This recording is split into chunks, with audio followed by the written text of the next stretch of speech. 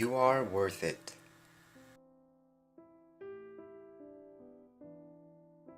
Hi, I'm Mark. May ex-girlfriend ako mahigit 2 years kami. Itago na lang natin sa pangalang Leia. She was my best friend pero na-in-love kami sa isa't isa. Siya yung best buddy ko and buddy in crime ko. Kasama ko sa lahat ng kalokohan. Katulad sa isang relasyon, meron kiligan, kasiyahan, tawanan, tampuhan at problema. Hanggang sa point na hiniwalayan ko siya.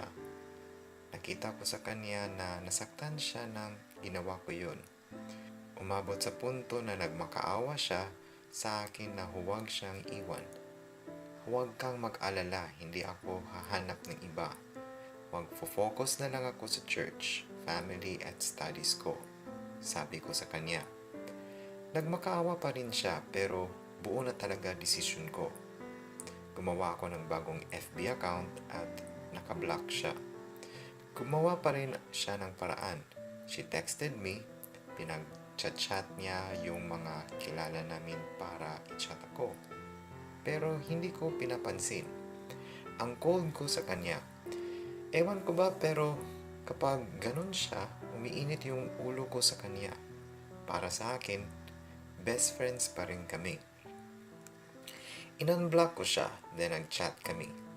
Kahit masaktan siya, sinasabi ko sa kanyang mga crushes ko at kung sino yung mga taong gusto ko.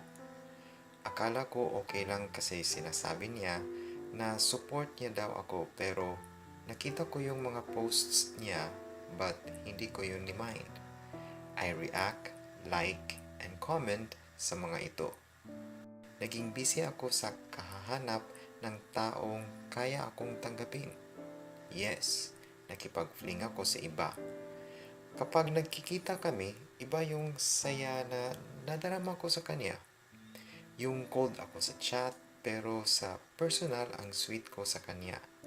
Nakita ko na iilang siya pero hindi ko ulit ni-mind yun. Sa akin lang ay parang wala lang. Naging kampante ako na mahal niya ako na hindi niya ako iiwan. Yung puro sweet message laman ng timeline ko pero hindi para sa kanya. Isang araw, hindi nag-online yung ka-fling ko at sa kanya ko inilabas yung galit ko. Pinagmumura ko siya. Block na naman siya ulit at hindi ko na siya tinuring as best friend.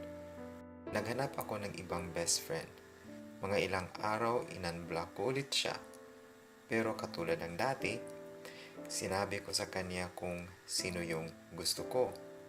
Sinabi ko sa kanya na mahal ko yung babae at gusto kong i-win back. Madami kasi akong ka-fling. Buti pa yung iba, i-win back mo. Ako hindi. Yan yung sinabi niya sa akin. Yun na din ang huling chat namin. Alam kong hindi na dapat pero I still liking and reacting her posts. Nagko-comment din ako. Ewan ko ba? Yung gusto ko pa rin malaman kung anong ganap sa life niya. Until one day, lahat na nag-comment, nireplyan niya. I felt rejection sa kanya. Hindi na niya nilalike yung mga posts ko. Inaakala kong ayaw na niya sa akin at napako yung pangako niya sa akin na hindi siya magsasawa. Nag-fling pa rin ako sa iba. 1 year passed. Recognition day namin. Nakita ko siya at may binigay sa akin na regalo. Bakit ka nandito? Diba promise ko sa'yo na babawi ako sa next recognition mo na a-attend ako? Tinupad ko. Aalis na ako at congrats pala. Teka, wag muna. Usap tayo. Nagmamadali ako. Late na ako sa entrance exam ko. Para akong tinusok ng kutsilyo sa dibdib. Yung akala kong kinalimutan na niya ako, yun pala hindi. Mas inuna niya pa ako kaysa sa exam niya. Alam kong pangarap niyang makapasok dun. Nakita kong ginagawa niya yung goals na plan namin na mag-isa. She's still doing her promises. I saw her worth. Yung kahit ilang beses ko siyang ni-reject, nandoon pa rin siya para sa akin. Kahit ilang pagmumura nakuha niya, andyan pa rin siya para sa akin. Yung nakita na niya lahat ng bad side ko, pero nandyan pa rin siya. Pero, mahal niya pa ba ako? I have this girl na ka-fling ko. Nagbigay ako ng commitment sa kanya. Tinuon ko oras ko sa kanya. I made promises also. Pero hindi pa kami. Siguro sa kanya ko nabaling yung pagmamahal ko kay Leia. Nagbulag-bulagan ako kahit na parang gago ako na pinapaasa ko si girl. Inexplain ko lahat sa kanya. Nag-sorry ako. Nung una, hindi niya matanggap. But later, she understood me. Thank you. Chinat ko si Leia. Salamat hindi niya ako inisnap. Hanggang umabot sa point na tinanong ko siya, bakit mo ginagawa mga goals natin kahit wala na tayo? I made promises kasi, and I'm happy to do it kahit wala na tayo.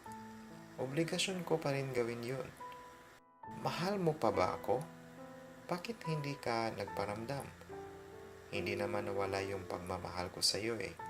Mas pinili ko na lang na mahalin ka ng tahimik. Ang sakit din kasing nire-reject ng taong mahal mo.